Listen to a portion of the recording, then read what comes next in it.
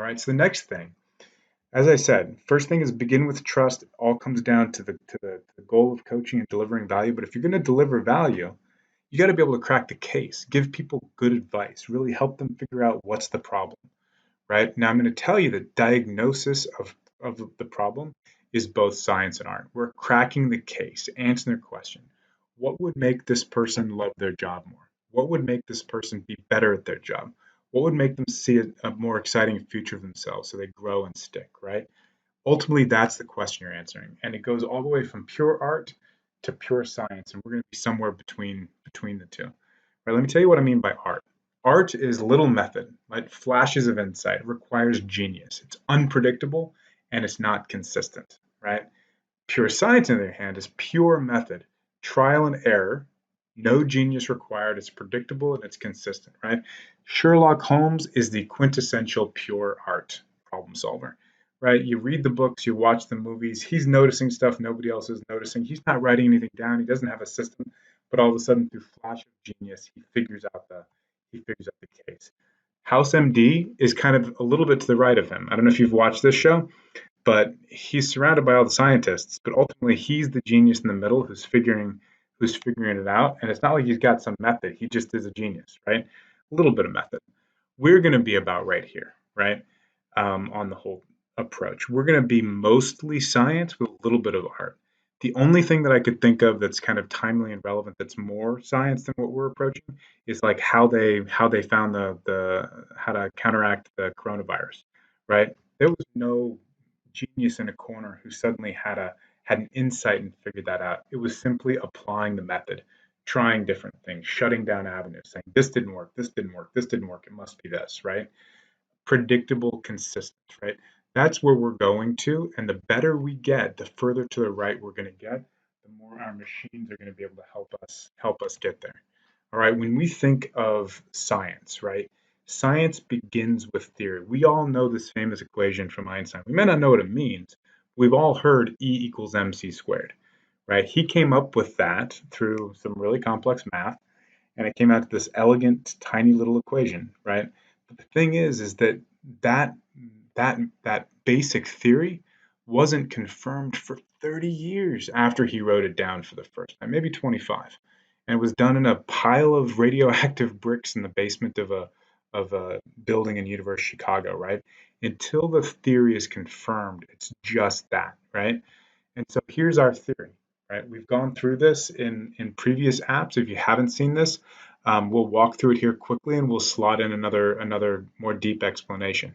But what we're saying is that performance is equal to ray material times the person's capability times morale plus the array way, right? That ray material is made up of these things. That capability is made up of these things. And the point is that if any of these things is zero, the growth mindset is zero or ray stuff is zero, then nothing else matters. All the capability in the world doesn't matter if you don't have life capacity, right? Morale, belief in yourself, the team, the leader, the company, feeling like you love the day to day of the job. It's like play for you. Feeling like it's aligned with your purpose and that if you stay there, you're going to be able to achieve your potential, right?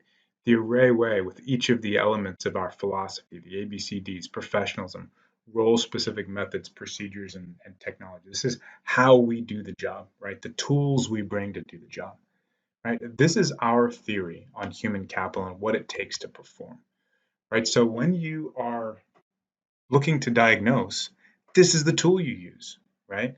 If someone's not reaching their goal, why is it? Well, guess what? All elements of the goal of coaching is in here, right? First off, love it, that's morale, plain and simple, right? If they don't love it, is it because they don't have belief in themselves, their leader, their team, their company? They don't feel like they like the job, they don't feel like the purpose is there, they don't feel like they're going to reach their potential. Right? We think those are the 7 questions. Right? Those are the 7 things you can put your finger on to say, why does somebody not love it? Right? They're not performing that. Well, that's what the whole thing is about, right? So being great, right? Trying to put your finger on one thing. Do they not have the skills? Does this person have everything except for character, integrity, reliability, integrity, reliability, respect for others, right? Maybe we actually have a problem with the way that we've organized the work, right? And it comes down to the methods that we're applying, right?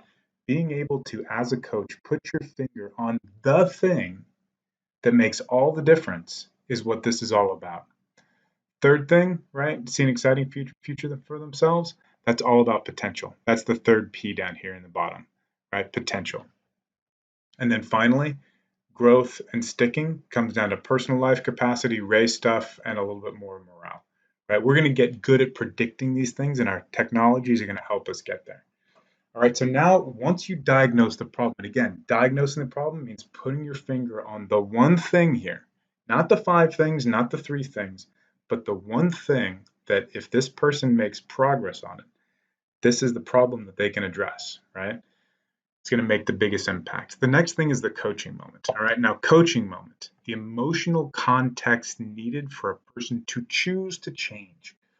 Everybody who's working at the Array companies is a grown up. They're an adult.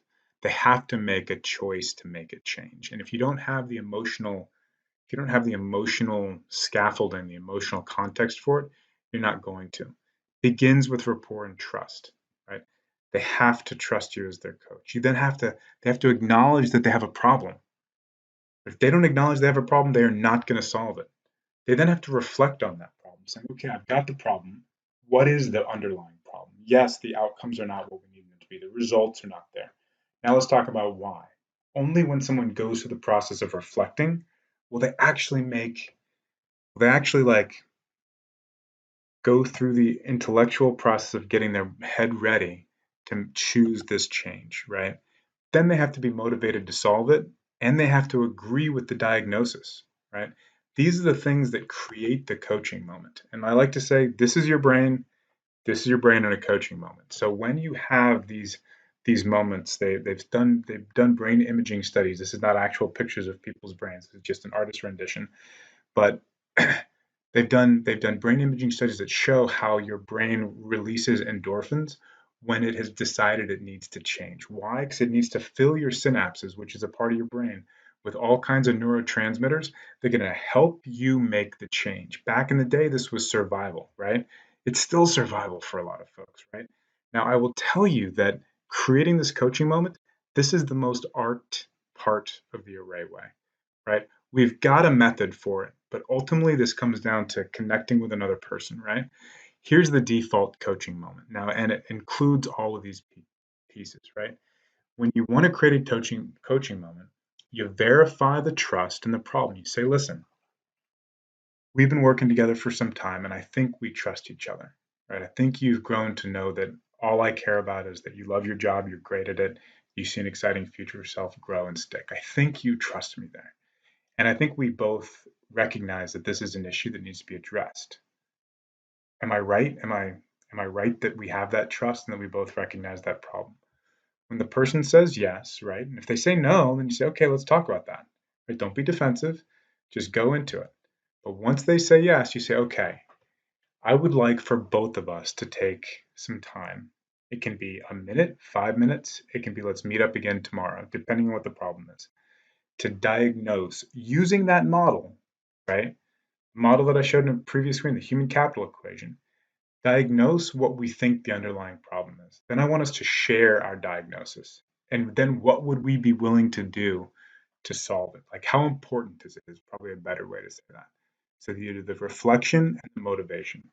Right. So coming up with the diagnosis, you share this. You don't keep this secret. This is not your little secret as a coach. No, you share this. Say, hey, what do you think the problem is? Then use the process of elimination. Well, it's not the race stuff. It's not character. It's not growth mindset.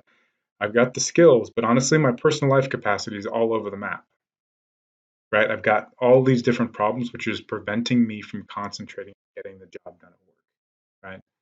Use the process of elimination in order to try to find what's the one thing. Identify your top couple contenders, right? Always try to narrow it down to one. And I would point out that over time, the technology is going to help, but it will never replace human judgment. You're coming up with a hypothesis, right? You need to come up with that hypothesis and then you need to try to support it, all right? The key here is you're not trying to come up with something that sounds good or seems smart or that the person's going to accept. You're just seeking truth, trying to figure out what is it that this person needs to be successful.